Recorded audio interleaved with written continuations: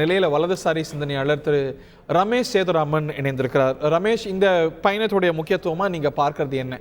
அதை தாண்டி coming direct to the point, அவர் திமுகவை விமர்சிக்க போறார். எவ்வளவுன்னு பார்க்கணும். காங்கிரஸை ரொம்ப கடுமையா விமர்சிக்க போறார்.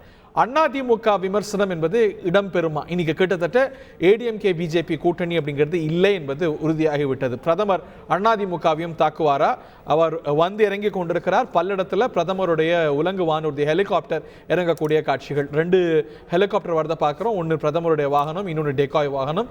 இது அநேகமாக பிரதமருடைய வாகனமாக இருக்கக்கூடும். இந்த விழா மேடைக்கு பக்கத்திலேயே ஹெலிபேட் அமைக்கப்பட்டிருக்கிறது.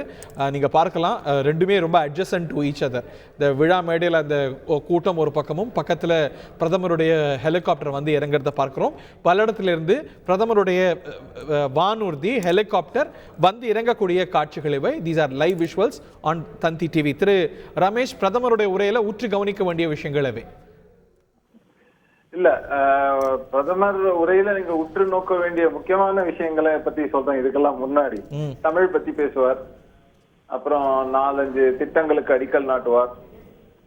சார், நான் ஈஸியான क्वेश्चन விட்டுருங்க, நான் அந்த சாய்ஸ்ல விட்டுருங்க. நான் கஷ்டமான கேள்வி கேட்டிருக்கேன், அதுக்கு வந்துருங்க டாக்டர். சார், அது கஷ்டமான கேள்வி சார். அப்புறம் நீட் மாதிரின்னு கேட்டக்கூடாது, இது மாதிரி இந்த எய்ம்ஸ் மாதிரின்னு கேட்டக்கூடாதுல்ல. அதிமுகவை தாக்குவாரா மாட்டாரா? இல்ல, அதிமுகவை தாக்குவாரா மாட்டாரா அப்படிங்கறதுக்கு ரீசன் என்னன்னாக்க, இப்ப நான் கடந்த காலங்கள்ல சொல்லிட்டு இருக்கேன், அதிமுக பாஜகவை பத்தி பெருசா எதுவும் பேசாம இருக்கிறதுக்காக பல காரணங்கள் இருக்கு. முக்கியமான காரணம் என்னன்னா, நாங்க வந்து எதுக்கு பாஜகவுக்கு ஒரு இம்பார்ட்டன்ஸா கொடுக்கணும்? அதை விட வந்து நம்ம தான் வந்து செகண்ட் லார்ஜஸ்ட் பார்ட்டி தமிழ்நாட்டுல ஒரு முக்கியமான ஒரு பொசிஷன்ல இருக்கோம் அப்படிங்கறதுனால திமுகவையே நோக்கி நமது கணைகள் இருக்கட்டும் அப்படிங்கிறது அவங்களுடைய பார்வை. ஆனா அந்த இடத்தை தாங்கள் பிடிக்கணும்னோ நிரப்பணும்னோ அந்த ஆஸ்பிரேஷன்ல இப்ப பாஜக செய்யறாங்கன்னாக்கா அவங்களும் வந்து அதனாலேயே திமுக போக்கஸ் பண்றாங்க. என்ன, இன்னைக்கு ஆளும் கட்சியாக இருக்கக்கூடியது திமுக. ஏன்னா நீங்க ஒரு எதிர்கட்சியா இருக்கக்கூடிய கட்சி கூட உட்காந்து சண்டை போடுறதை விட ஆளும் கட்சியில பவர்ஃபுல்லா இருக்கக்கூடிய கட்சியை எதிர்த்து நீங்க அரசியல் பண்றீங்கன்னா உங்களுக்கு அதுல வந்து கூடுதல் மைலேஜ் இருக்குங்கிறது தான். இன்னைக்கு மோடி அவர்கள் பேசுவாரா அப்படின்னு நான் திரும்பவும் பார்க்கக்கூடிய விவகாரம் நிச்சயமாக பூடகமாக இருக்கும், ஸ்ட்ரைட் ஃபார்வர்டா இருக்காதுங்கிறது என்னுடைய அனுமானம். ஸ்ட்ரைட் ஃபார்வர்டா இருக்காது அப்படின்னு. ஸ்ட்ரைட் ஃபார்வர்டா இருப்பதற்கான வாய்ப்புகள் கம்மி. Okay, very interesting. நிச்சயமா எதெல்லாம் பேசுவார்னாக்க நிச்சயமா டிஎம்கே ஃபோக்கஸ்டா இருக்கும்.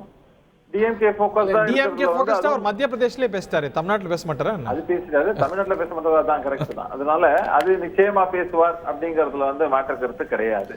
Very interesting. இது எல்லாம் இல்லாமல் வந்து இப்ப கூட்டணி கட்சிகள் அப்படின்னு நம்ம அதே மாதிரி சொன்னோம்னாக்கா, நம்ம இருக்கக்கூடிய மாநிலத்தில் இருக்கக்கூடிய மாவட்ட கட்சிகள் அந்த மாதிரி இல்லைன்னா பெல்ட் கட்சிகள்னு நம்ம சொல்றோம்ல, ஒரு சில ஏரியாஸ்ல அந்த மாதிரியாக இருக்கக்கூடிய குறிப்பிட்ட கட்சிகள், இப்ப தமாகவாக இருக்கலாம், இல்லைன்னா வந்து இவர் தேவநாதன் யாதவ் அவர்களுடைய கட்சியாக இருக்கலாம், இல்லைன்னா வந்து ஜான் பாண்டியன் அவர்களுடைய கட்சி, அதே போல ஏசி சண்முகம் அவர்கள், பாரிவேந்தர் அவர்கள், இவங்க எல்லாரும் இவங்களுடைய முக்கியமான இது வந்து இங்க இருக்கும் அப்படிங்கறது வந்து அனுமானம். சோ அது என்ன நடக்க போகுதுங்கிறத பார்க்க போறோம். ரைட். இந்த ஒரு யூகம் இருந்து, அஃப்கோர்ஸ் இது ஒரு ப்ரொனவுன்ஸ்ட் அனௌன்ஸ்மெண்டா இல்லை. இந்த 27ஆம் தேதி பிரதமர் வரும்பொழுது கூட்டணி கட்சிகள்லாம் மேடையில இருக்க வாய்ப்பு இருக்கு அப்படின்னு. அது இருந்திருந்தா இன்னும் கூட ஒரு ஷோ ஆஃப் ஸ்ட்ரென்த்தா இருந்திருக்க முடியும்ல. இன்னமும் கூட ஒரு அணி உருவாகாம இன் மேட்டர் ஆஃப் டேஸ் வந்து தேர்தல் அறிவிப்பு வரப்போகுது. அது இன்னும் ஒரு பெட்டர் ப்ரிப்பேர்ட்னஸை காமிச்சிருக்கா? அதாவது ஒரு வலுவான அணியை, ஒரு அமைப்பை மேடையில காட்டியிருந்தா. நிச்சயமா. ஆனா மோடி வந்து விரும்பி இருக்க மாட்டார். ஏன்னா தனக்கு ஈக்குவலா யாரும் வந்து மேடையில இருப்பதுங்கிறத வந்து அவர் ப்ரிஃபர் பண்ணிருக்க மாட்டாங்க. இல்ல, அவர் வரும்போது அவருக்கு தான் இயல்பான ஒரு முக்கியத்துவம். யார் எவ்வளவு பேர் அப்படி கிடையாது. இல்ல, ஒரு உதாரணத்துக்கு சொல்றேன்னா, நீங்க வந்து மற்ற மாநிலங்களுக்கு போறீங்க, மற்ற மாநிலங்கள்ல போனீங்கன்னா நிதிஷ்குமாரோ அந்த மாநிலத்துல அவர் முக்கியமான தலைவர். அந்த மாதிரி அதே மாதிரி பாஜக மாநிலங்கள்ல போனீங்கன்னா கூட பாஜகவின் எல்லா முக்கியமான முதல்வர்கள் எல்லாம் இருக்காங்க அப்படின்னு பார்க்கிறீங்கன்னா, யோகிக்கு இன்ஃபேக்ட் ஓப்பனா சொல்லணும், யோகிக்கு இருக்கக்கூடிய இம்பார்ட்டன்ஸ் மற்ற தலைவர்களுக்கு இருக்கான்னு நீங்க பாத்தீங்கன்னாலே தெரியும்.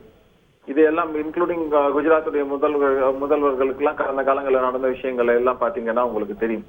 சோ அந்த ஆஸ்பெக்ட்ல நான் என்ன சொல்ல வரேன்னாக்க, இப்போ கட்சிகள், சின்ன கட்சிகள் இதெல்லாம் வந்து நீங்களே டீல் பண்ணுங்கப்பான்ற மாதிரியான ஒரு இதுல வந்து ஒரு வேளை அவங்க எல்லாருக்கும் மேடையில இருக்கக்கூடிய அந்த சரிசமமான அந்த ஒரு இதுல வந்து இருக்கைகள் கொடுக்கப்பட்டு அங்க மேடையில தோன்றுவதற்கான வாய்ப்புகள் வந்து கொடுக்கப்படுமா அப்படிங்கிறது வந்து ஓகே, யார் யாருக்கெல்லாம் கொடுக்கப்பட்டிருக்கு, யார் யாரெல்லாம் கூட்டத்துல பங்கேற்றிருக்கிறாங்க அப்படின்னு நம்ம பட்டியலை பார்க்கிறோம்.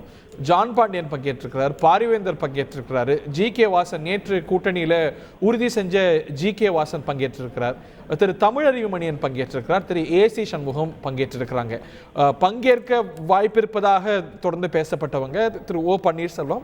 அவர் பிஜேபி கூட்டணியை விரும்பி தொடர்ந்து கருத்துக்களை வெளிப்படுத்தி வருபவர்.